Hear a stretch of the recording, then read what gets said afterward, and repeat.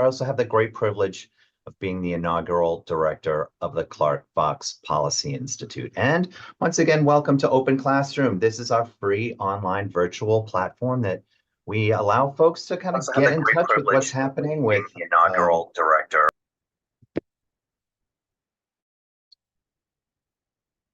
I'm so sorry. I was hearing myself, so that threw me just a little bit. So we're so happy to have all of you here. I want to let you know that your cameras and microphones have been disabled, but we still want to hear from you. So please feel free to use the chat feature to enter in questions or to share resources with each other. And we're always, very excited to see the dialogue that happens among the many participants. And there will probably be about 150 of us here today. So with that, I'd like to introduce Dorian Traub, who is the Neidorf Family and Centene Corporation Dean of the Brown School and a professor. And so appropriate, her research focuses on early childhood development, home visitation, and telehealth solutions for families with young children. She developed Parents as Teachers at USC Telehealth, which was the first partnership of its kind between a national home visitation model and a university-based telehealth clinic. In doing so, she also established the first virtual home visitation program offering reliable home visitation model via video conferencing technology. And this was before the pandemic, so she was way ahead of her time. And we're so grateful to have her here today to offer some welcoming remarks. Please give a nice open classroom welcome to Dean Dorian Traub. Welcome, Dorian. Thank you so much for having me, and thank you for that introduction, Gary. I am so excited to welcome our viewers to Open Classroom. Today, the Clark Fox Policy Institute is going to facilitate a fantastic panel discussion on the critical importance of paid leave for creating thriving families, a strong childcare system, and successful businesses. And this, as you can imagine, is something that's near and dear to my heart, both because of the research and social work that I engage in, but also as a parent myself. So this conversation is very timely because more than 2/3 of the American workforce still lack access to these essential benefits. And this presents a really significant challenge for families who have to then choose between their own livelihoods and caring for loved ones. It also has a really terribly negative effect on the economy at large that we don't talk about often enough. The absence of paid leave contributes to labor shortages. It puts undue strain on our childcare system, which is already very, very taxed, and it exacerbates inequalities within our workforce. So I am really looking forward to hearing how paid leave serves as a cornerstone for healthy communities and economic prosperity, and helping all of us rethink the fact that paid leave is something that impacts everyone, not just those who need time to care for a child or a loved one. It's not just about supporting new parents. It's about and caring for sick family members. It is about building a resilient and inclusive economy that benefits everyone. And we are so fortunate to have a group of very distinguished speakers who bring a wealth of knowledge and experience to this discussion. Their insights are going to illuminate the many facets of this issue, from the impact on children and families to the operational and strategic considerations for businesses. So I encourage all of you to really engage in this conversation, consider the evidence and recommendations, and think about how we as a society can move forward towards implementing more effective paid leave policies. Thank you for joining us, and I'm going to hand it over now to our Clark Fox Policy Institute manager, Stephanie Andersen. Thank you so much, Dean Traub, for that great introduction. And I am going to go ahead and share my screen and do another little bit of background and introduction for our panelists here before we begin our discussion. So just some housekeeping. Please feel free to put any questions in the chat. Today's program will be recorded and posted at the brownschool.worcester.edu open classroom link, so you'll be able to go back and watch it at a later date. And let's see. Okay. And so we're so excited to have all of you here today. As I said, as Dean Traub said, I am Stephanie Andersen. I'm the manager of the Clark Fox Policy Institute, and notable for this discussion, I am a mom of 3 myself. As a working parent who has had the benefit of both limited and more enhanced paid leave policies at different points in my own career, I can truly say that the impact of a robust paid leave policy can be life-changing for families.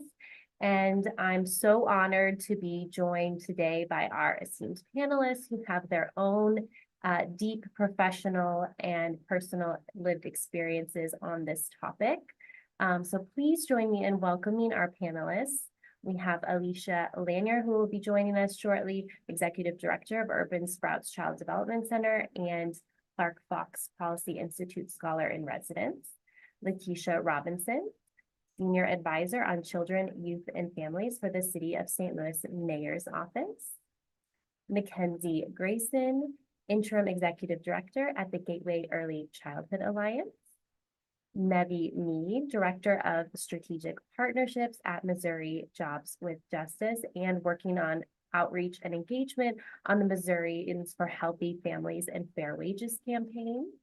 And Merdith Linhardt, Vice President of HR Compliance and Employee Relations at Centene Corporation. So thank you all for being here. Today, the focus of our panel is going to be on paid leave. And the stark reality is that today, just 27% of workers actually have any access to paid leave. And among the lowest wage workers, this number is even smaller. 94% of low-wage workers who are primarily women of color have no access to paid leave. But despite this lack of access, we know that paid leave is actually really important for families, but also for businesses and the economy.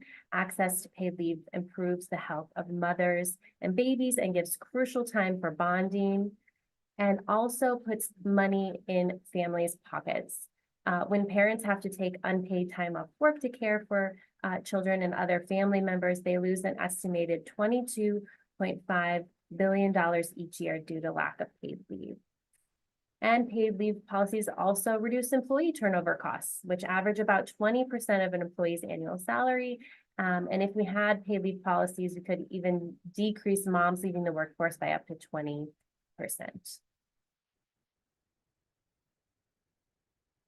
So there's ways that businesses can get started right now, taking action to support parents who need paid leave. But first, by providing at least 8 weeks of paid leave per year to care for their own health of a new child, or other family members. They can also guarantee job and income protection when the employee returns from leave, use gender-neutral language to include diverse families, parents, and caregivers who identify across the gender spectrum, allow all employees to be eligible immediately for at least 2 weeks of leave when they start a new position, because we all know that when children or family members get sick, it doesn't wait until we have paid leave in the bank. And also intentionally create a culture where fathers and same-sex families are encouraged to take paid leave to care for your child, because we also see leave taking among these groups to be much lower. So these are just some of the recommendations that you will find in a series of new briefs that will be coming out in the coming weeks with the Clark Fox Policy Institute on how employers can support workers through family-friendly business policies. The first brief is out now. You can download it at our website, clarkfoxpolicyinstitute.wustl.edu. It has the most recent data and actionable strategies for businesses of all sizes. We hope that you will read the full brief and share the information that it contains to help elevate this important conversation for our region. So with that, I'm going to turn things over to our panel, and I'll stop sharing these slides so we can see all of our panelists here. And we'll go ahead and just get started in our discussion. As we're talking today, please feel free to put questions in the chat for our panelists, and we'll hopefully have some time for Q&A at the end. So I want to start with MacKenzie, because we've been working together on this topic of paid leave and worked with the Gateway Early Childhood Alliance to develop this series of briefs. And, just from your background as well. So before you were at the Alliance, you were a parent educator with Parents as Teachers, and now have joined the Alliance as its interim executive director. And what have you seen about the lack of paid leave and how that has impacted parents in the region? All right. Hi, everybody. Some of the ways this has impacted families in our region, everything affects everything. So this impact has made some families fall into debt, have trouble paying their bills, affording childcare. Their health has been impacted due to stress, not allowing their bodies to heal, leading to postpartum depression. And so if paid leave was available, a lot of those things would decrease. But I also want to lift up that we have to be careful when we require that parents come back to work so soon and they're not able to stay at home and bond with their children, build that attachment, that special emotional relationship. It involves exchange of comfort and care. And so, realizing that those early experiences influence children's development and behavior later in life. And then we have to think about how it affects the whole family as well. So those are just, some of my initial reactions to that.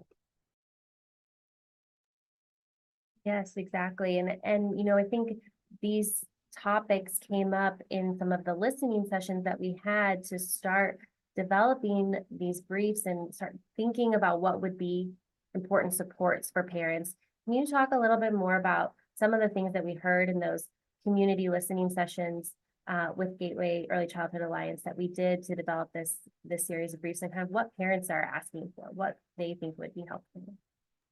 Right. So we were able to hold this community listening session at Urban Sprouts. Ellicia is always a great partner in the community, and her space is our space. She'll tell you that. So we were able to use Urban Sprouts to bring a small group of parents together. And so some of the things that parents talked about is the support that they needed in the workplace is a supportive environment. Being able to access emotional support and resources, having employers that offer EAP, employee assistance programs, where they are able to access, mental health services for themselves or their families as needed, needing flexibility, having a transparent relationship with their employee, just so those lines of communication are open, listening to them about what they need, going directly to them instead of sitting behind closed doors and at big boardroom tables, making up things for them, bringing them to the table and exactly listening to what they have to say and how it will help their families. So those are some of the things that, we heard loud and clear when we were talking to the group of parents that we were conversing with. Right. And I wanted to bring Meredith into this discussion too, because I know that, we've talked a little bit about kind of how Centene has approached this as an employer. And you also did got some feedback from your employees about what they were looking for, what they needed, right? To kind of guide your own work in changing your paid leave policies. Can you talk a little bit about what you heard from your employees? Of course, Stephanie, happy to. Thanks for having me here this afternoon. Good afternoon, everyone listening to us today. I work for Centene Corporation, which is headquartered in St. Louis, which is also where I'm based. And we have about 70,000 employees across the United States. Predominantly our population is female. And so parental support is really important to our employee population. We have several ways that we reach out to our employees to ask for feedback and to get their insights. One of them is through our EIGs, which stands for Employee Inclusion Groups. And we have one particular inclusion group. You do not have to be a member of the group to be a member of, or a member of the population rather, to be a member of the group. That is a group that focuses on women. And their name is Inspire, and they were gracious enough to give us some feedback a few years ago. And we took that feedback as it relates to parental leave, also using feedback that we garner through a variety of surveys throughout the year from our employee population as it relates to workplace culture, engagement, benefits, right, a variety of different topics. And one of those was specifically around parental leave. So not just for women or individuals that may be actually giving birth to the child, but for parents in general. And this also, this particular leave covers adoption as well as foster children. So we intended for it to be very inclusive to support parents, right, across a variety of a broad spectrum. And feedback that we've gotten so far has been really, really positive. Great, that's wonderful to hear. And I want to also talk a little bit more, you know, MacKenzie, you touched on kind of the impact for parents that are sort of also grappling with childcare needs, and how, you know, there are many different supports that they need to kind of be successful in the workplace. And so I want to bring Ellicia into this conversation. Ellicia, can you talk a little bit about kind of the impact of paid leave on the childcare system? Absolutely. Good afternoon, everyone. I am very interested in this, topic, as I think many of us are trying to imagine how do we come back from a pandemic, right, where we know the workforce has been impacted and childcare wait lists are insane. And when we think about paid leave for families, as they have this new little one in their care, and then, this new family member that they want to hold on to, and their angst with having to go back to work, they're also challenged with trying to find a quality place for their child to land. And I think the pressures of the two is just so much, on mom and dad and whoever is caring for baby, that I almost think that, if we were to be working with the business sector around how do we promote folks staying at home a little bit longer with their children, it would impact the wait list and how long it does take for folks to get into the childcare center, right? We have a waiting list of 450 children. There are no way I can care for all of those children in a facility that only holds 124. So if families have more time with their children, perhaps that first 6 months, that first year, maybe our wait list might be a little bit better. And that would help some of our childcare crisis, honestly. But, I have my own theories here. And I also think in terms of ECE that, we have to think about the folks who are caring for our children who need childcare as well. And many of our teachers decide to stay home with their children, and it really does impact the way in which they are committed, I feel like, to the school by allowing them to take the time that they need.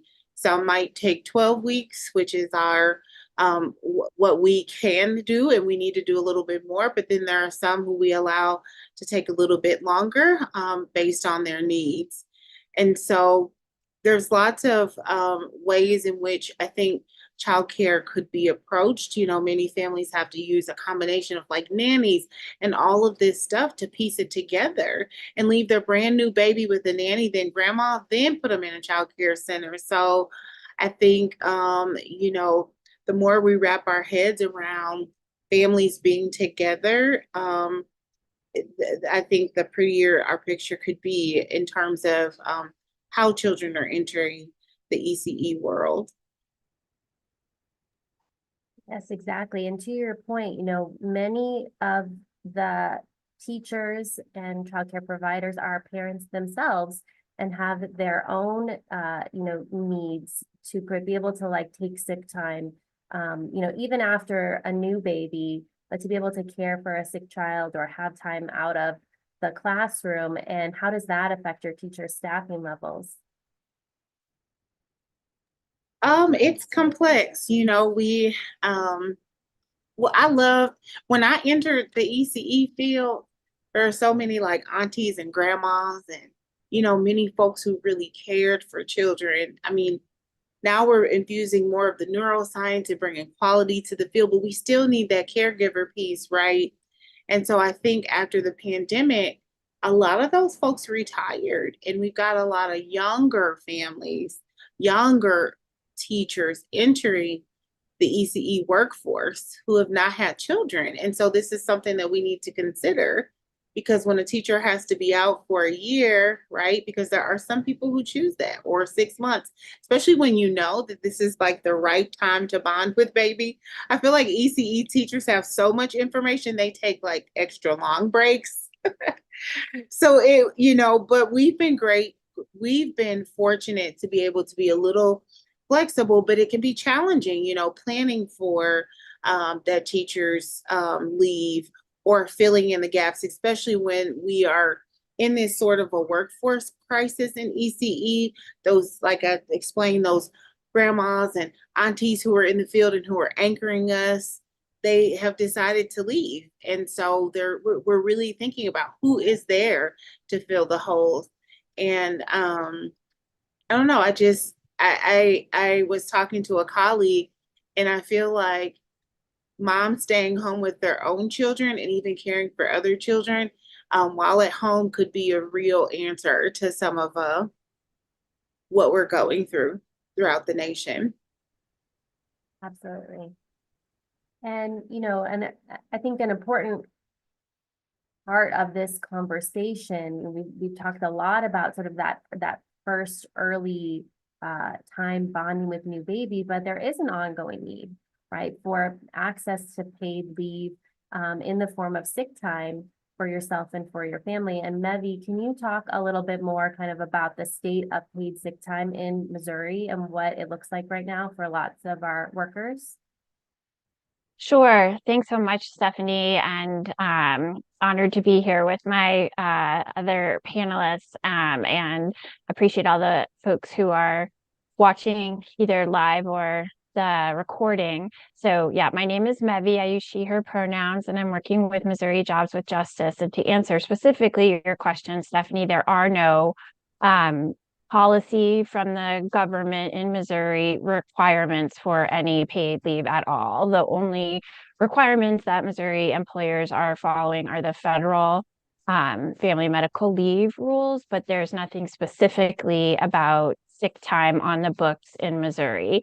So employers are like Meredith, are trying to listen to their employees and respond, and some frankly are not, which leads to the solution that Missouri Jobs with Justice, along with other people who are looking at how do we think about workers and families as the center of our economy, and that is a partnership between those workers and the businesses that actually make Missouri's economy run.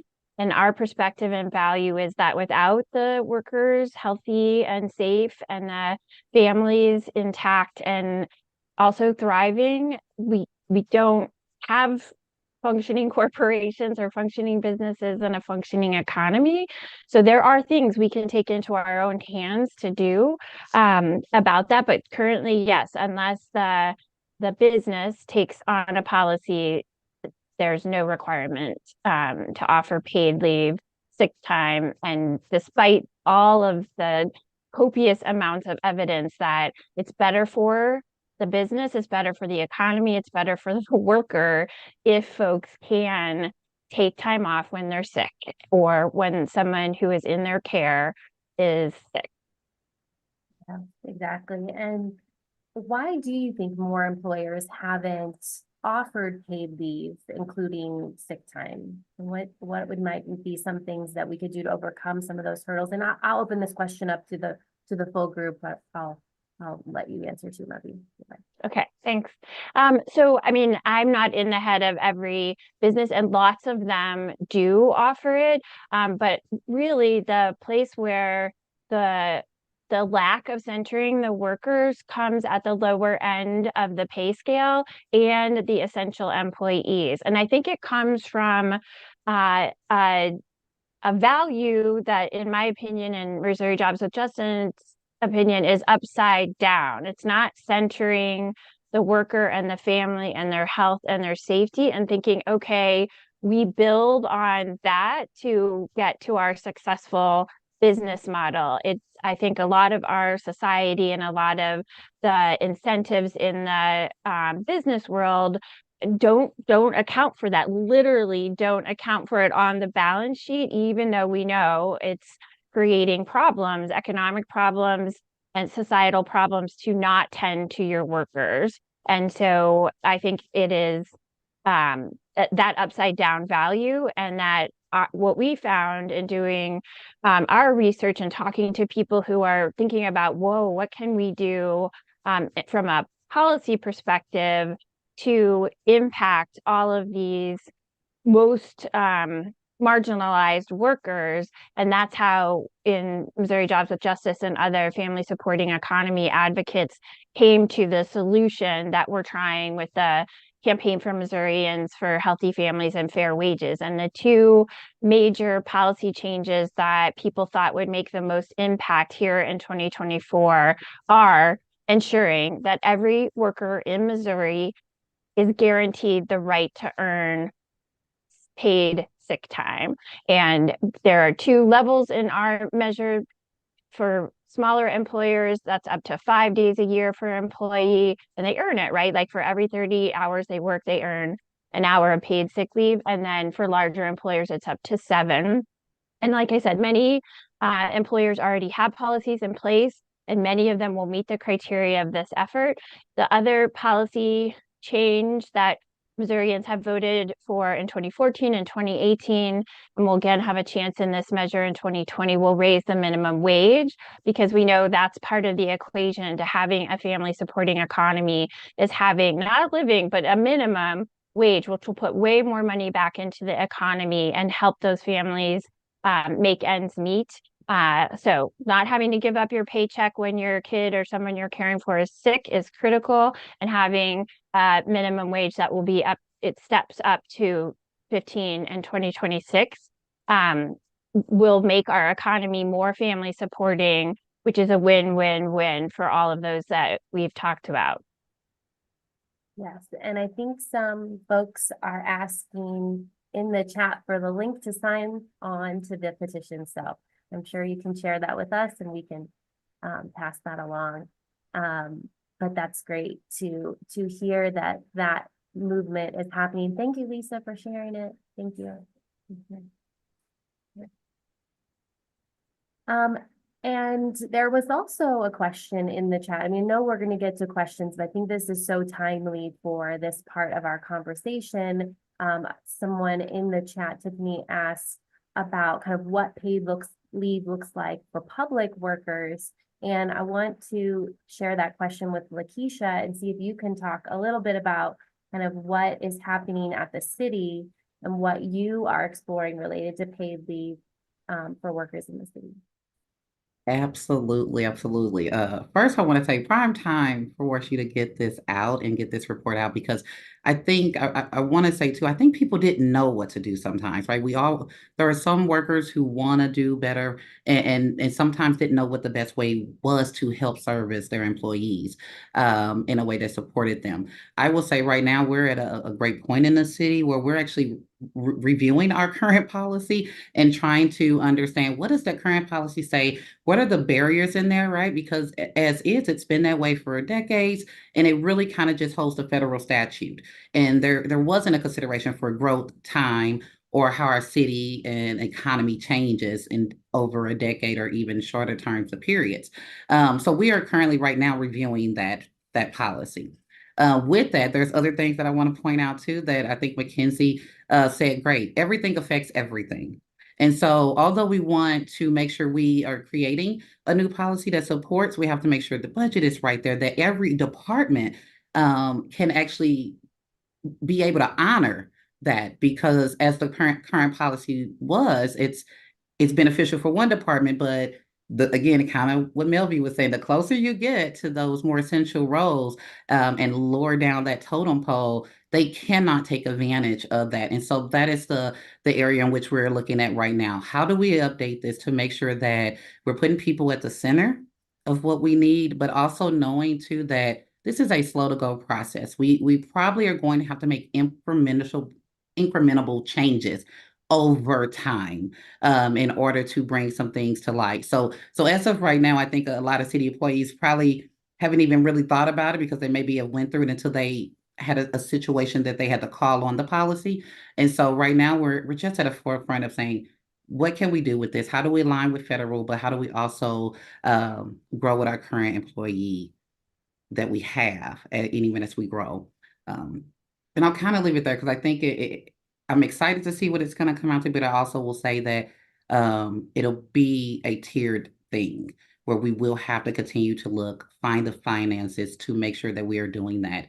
And I'll actually add a second piece too, is this has opened up the door for us to explore other avenues, right? So, well, maybe we cannot go all the way out to 8 weeks or 12 weeks, right, of full pay, but are there other child support services that we can provide for our parents? Is there connections to centers, to quality centers? Are there just other things that we can offer out to our employees too, to kind of help support throughout those times when that policy may not be as strong as we want it to be just yet?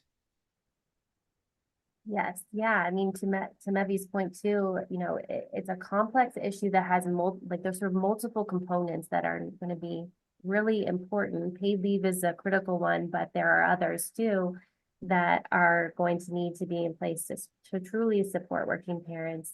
And I'm glad you mentioned, childcare supports, because obviously we have some great advocates for that in this panel here today. But also we'll be releasing in our additional reports, our new policy brief series that's coming out is going to talk about a host of different policies that businesses can do. So if there is sort of a menu of choices based on their capacity and where they are, to kind of meet them at the place that they have, to get started from and kind of grow their full suite of services that they might offer to their employees. And it isn't just one thing, but this is, I think, an important start to that conversation. So read all three briefs. Okay, well, great. Well, I also want to just touch back to Merdith as well and talk a little bit more as a private employer that has sort of given this a try and has actually put some of these changes into place. Can you talk a little bit more kind of about how that's gone, what your experience have been since you've made those changes and how your employees have responded? Sure, happy to. So Centene currently offers up to 14 weeks of 100% paid leave for parents who have given birth. And then, yep, it's amazing. And then also up to 6 weeks of 100% paid leave for those that may need to give care and bond with that baby or give care to a dependent, right? Whether that be a spouse or a child or what have you. As I mentioned earlier, it does include adopted children as well as foster children because families, right, can be made a variety of different ways. And we want to make sure that we're really inclusive and supporting that. I would share with all employers that, or fellow colleagues listening today, it's really important, right, to listen to your employee population. So, right, Stephanie, you asked, how's it going? We continue to receive feedback through a variety of different avenues, and the feedback is just great. We also receive a lot of data on how many employees are taking advantage of the new caregiver paid leave, and it's quite significant. It's great. Of course, we're using it as a retention tool. Of course, we're also using it as an attraction tool as we're recruiting. It's a little hard to pinpoint exactly right how this particular benefit and offering might relate exactly to those. But certainly it's a fantastic message and tool to use when we are looking to both attract and retain talent.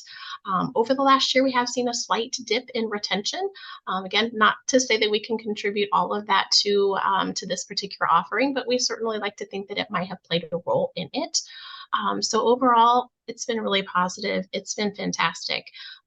We'll of course continue to have open dialogue with our 70,000+ employee population to receive that feedback and give feedback to them as well. Great.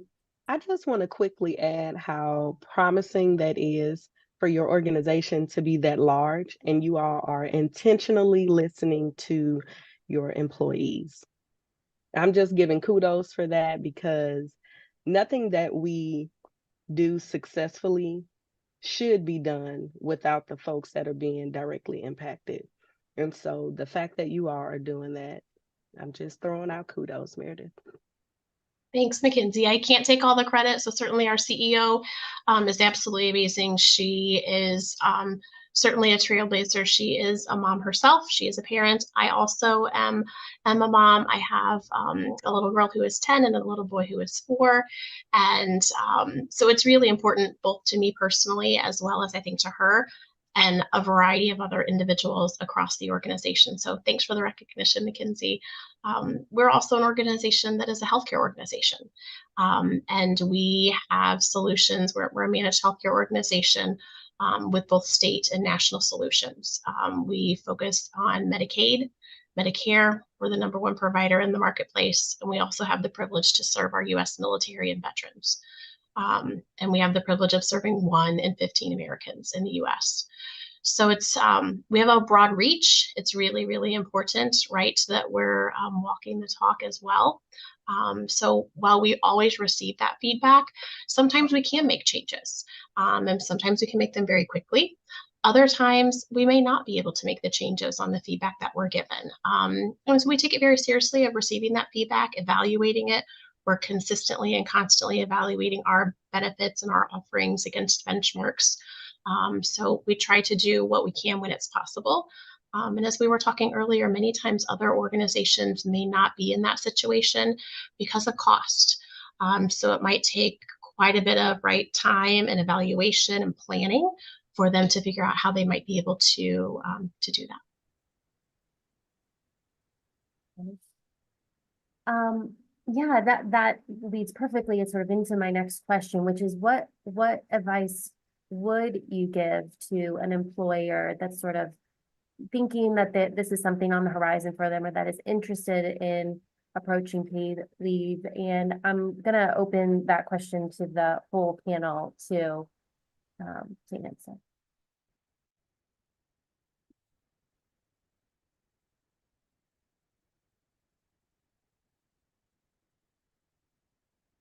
And I also just want to say too, oh, MacKenzie, did you want to say something? You can go first, because I'll add. I have another thought. I was just going to say, it was something that I just said. So, just repeating the fact that listening to the folks who are most impacted. I've learned that from, a lot of the folks that I work with directly and my own life experiences. So just to reiterate that, listening to the folks who are directly impacted. Yeah, exactly. And bringing them into the conversation. And, for many of our audience today on the call, I would imagine there's many of us who are not employers and who are employees. And, I wonder if we have any advice for those listening on how to engage with their employer to talk about these issues from the employee side,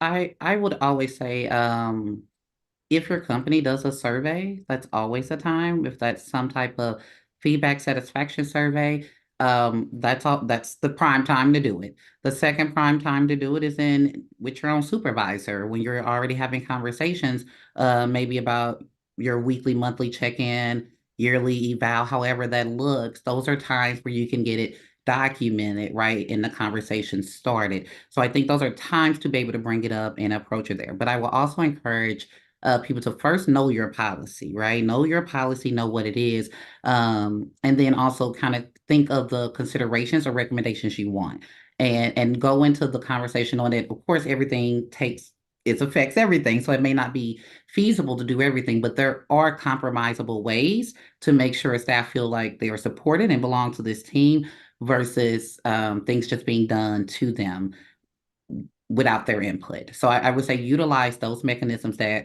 come down, and then many companies will have a way for you to I will use the word, say, question a policy. So let's say there's a clarification, right? So if there is a policy you have a process in which you can follow to get clarity on what that is. And in that process, that also helps to answer more questions of, is this policy too old? And maybe does it need to be reviewed to be updated? And then my final thing would be, there should be an ongoing process to evaluate that, which is things that we're also internally looking at. So it's one thing to create it, but who's going to evaluate it, monitor it, and then in another year, 4 years, really still look at it again to make sure that we're not in this situation. That needs to be a plan. And most companies may have a review plan that it's already on schedule. So maybe it's every other year they review policy, and they do allow people to then submit recommendations towards policies on different levels. So it's hard to top what Lakesha just said, because that was a lot of ground you just covered.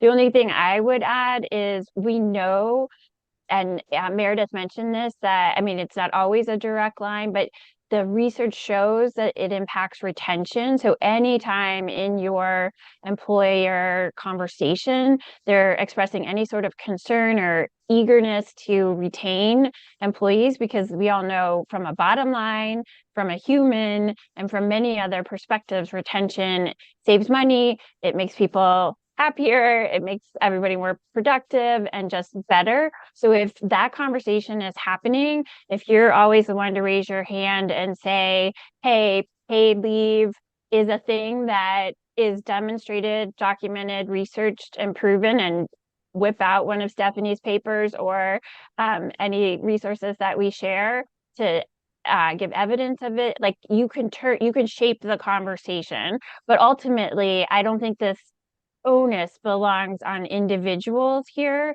That is why taking collective action and using the government for what it's worth, like they can put up guardrails and enforce them. So if you happen to be working for an employer who is not on the right bandwagon, like Centene, that there are rules and guardrails in place to ensure we're bringing all of the employers up to a level, which actually, you know, rising tides raise all boats, like it's true. And so you can look to policy too, and of course you can vote.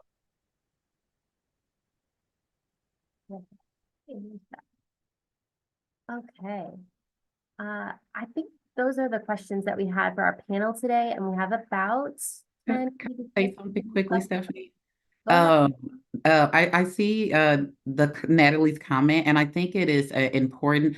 Language is something that I'm learning in many circles. You will lose people on your team or build the army with you, right? And you're absolutely right, Natalie. I think how we spoke, it does seem like paid leave is just for those who are birthing or had a child or has a situation in that mechanism. And that is not the case. The federal law is not just to protect that. And I do apologize if the language we are using seems to lean that way. It isn't. We are talking about all leave for any individual in whatever aspect that needs to be, male or female, for whatever condition that is. And there are federal standards for what is approved and what those are. So I do apologize for that, but you are correct. Yes, everybody is in this. We're fighting for everyone. I think you just got a lot of baby lovers here, so we apologize for the language. Yeah, speaking of language, I will say the language was very intentionally developed in the Healthy Families and Fair Wages about paid sick leave, that the employee defines the people that they care for. They're the ones who know who they're caring for, so they define, and then the policy allows them to take sick leave to care for themselves or anyone in that caregiving circle. I do want to just, with child care and advocates on the call, raise a couple of scenarios where it becomes so obvious that this is better for our communities. Think about the childcare worker at the early childhood center or the daycare who is you can see it in the parents' eyes, and the kid's like sniffly or maybe coughing, and the parent is saying, take this kid because I need to go to work. If I don't, I'm not going to get paid. And then this kid isn't going to get enough to eat this week. What kind of position does that put that childcare worker in? Like, do you turn them away? I mean, sure, we have policies to not have sick kids and care for a reason, but no childcare worker should be put in that bind. And then the other thing I want to raise is if you think about the construction industry, these policies aren't there at all.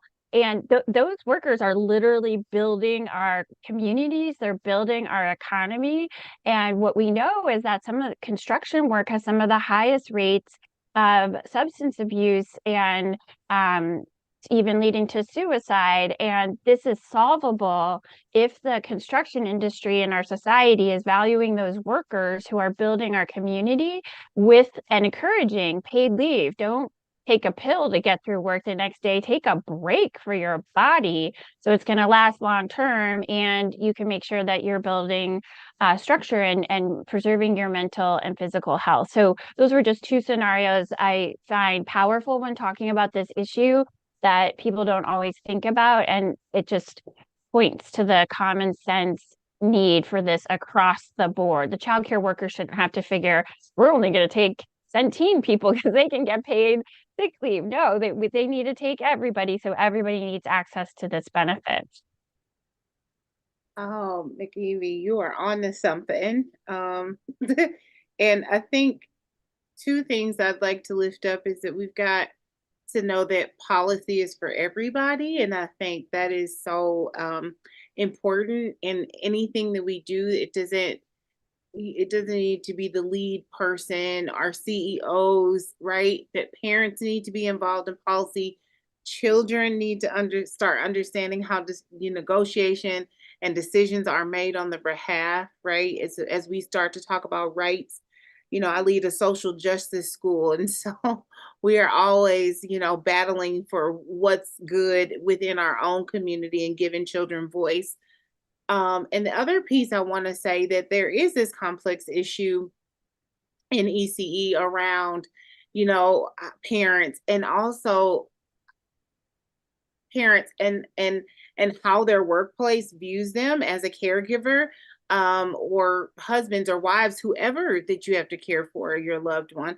But when children are sick, you could see it. I mean, we've had parents like, I can't miss work, I'll get fired. And it's like, but I can't have a kid with 103-degree temperature, right? And like throwing up all over the place. So we've got to start talking to each other about like, how does the ECE world support the workforce and how the workforce supports our decisions in terms of keeping our children healthy and keeping our teachers less stressed out and like always on edge about what germ is coming in, and that we can get more focused on getting folks settled. And I'd also like to lift up that paid leave is so important because not everyone may have just had a child, but they're foster parents who get children straight from the hospital and they have nothing to do with that child. So we changed our policies around here. We used to care for children. I'm looking at my colleague. We used to care for children from 6 weeks to 5 years, and now we can take them at birth because parents just need something right away, and we want to be that place. And so this conversation just goes far beyond, birth, after birth issues, and the way that we, in our school, we don't want teachers to have to tell us why you need to be off. Mental health is so important, and you can just call us and say, I need a mental health day, and take the time. So I encourage, as we think about paid leave, that we're just thinking about how people get the time that they deserve. And sometimes you'll talk to people and they'll be like, I have so much PTO stacked up. And I'm like, girl, that's not good, including myself, right? Like, take the breaks is my advice. Yes. Yes. I wanted to add one thing, leaning into advocacy when you are learning how to use your voice and learning how to inform those folks around us who don't know how important early childhood education and parent rights are, and they don't know how important and how much it affects the economy or how much it affects families. Like, so sharing that knowledge, being an advocate, using your voice, feeling supported and comfortable being able to do that and speak up.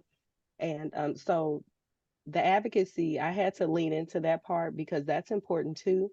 And as we encourage, our childcare field to use their voices and, share their opinions and what they are experiencing daily, we also should be encouraging our parents to contact their legislators, encourage our parents to work with their city officials, the local officials, encourage our parents to use their voices and sit down and have conversations with a center director like Ellicia, who will listen to what they are saying and how it affects them.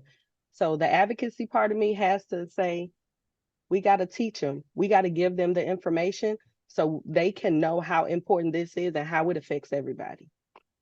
I couldn't leave without saying that piece. Yes, yes. Thank you, MacKenzie, for sharing that.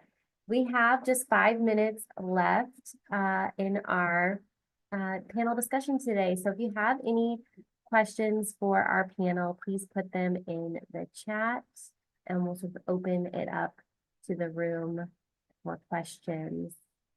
And I'll look back through to see if there are any other ones that we can answer now. I just wanted to say that our children, because of COVID, have the ability to say, I need a mental health day from school, right? So why wouldn't that be as important for our parents who are caring for these same children to be able to go to their employers and say, I need a mental health day? Everybody's at school today. I need to be able to just sit on the couch and debrief and cry and read and take a nap or do something that is going to help heal and comfort me. My children use their mental health days. Mom, I need a mental health day. Okay. I try not to even go back and forth about it because I want you to be vocal and tell me what you need. Tell me how you feel. So why wouldn't adults need the very same thing? That's the least we can do. Right. And so much of what we model for our children, they then learn themselves, right? To ask for that, to speak up for their needs for that in their own life. And if they don't see us taking those days, then they aren't going to do that either.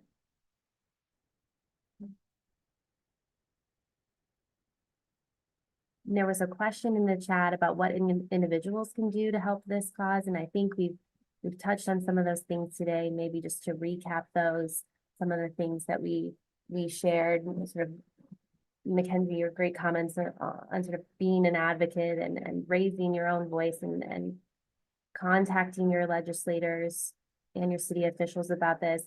To Mevi's point about, making sure that you vote and, pursue the avenues through collective action that we have together.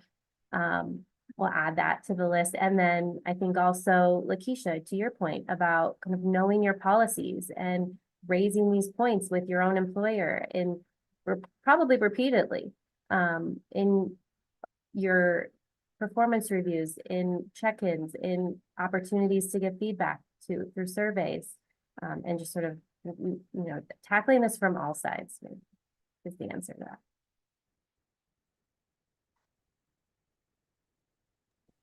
And I would say the brief does a good job of what I consider dreams, almost like Centene's policy. Those are dreams. Like, and I know that we can all get to that, right? And be there. But I think it's also using that to say, don't I'm not trying to make all of these things happen, but what in here can we at least start talking about and having a conversation about? And I think that that conversation alone helps, but I also tell this to all of my friends.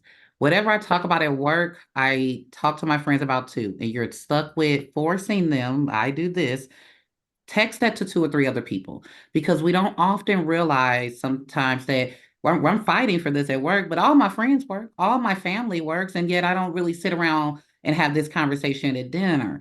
It should be an everyday conversation too. So I think too, the more you can read this and start thinking about the things that are in that brief of what if we did have 8 weeks? What if we could? Just not saying let's do it, just what if we could? Let's explore and start thinking about that. Once the conversation's there and the contemplation has started, you just can't go back. And so I think that'll be a pivotal part to just start the conversation.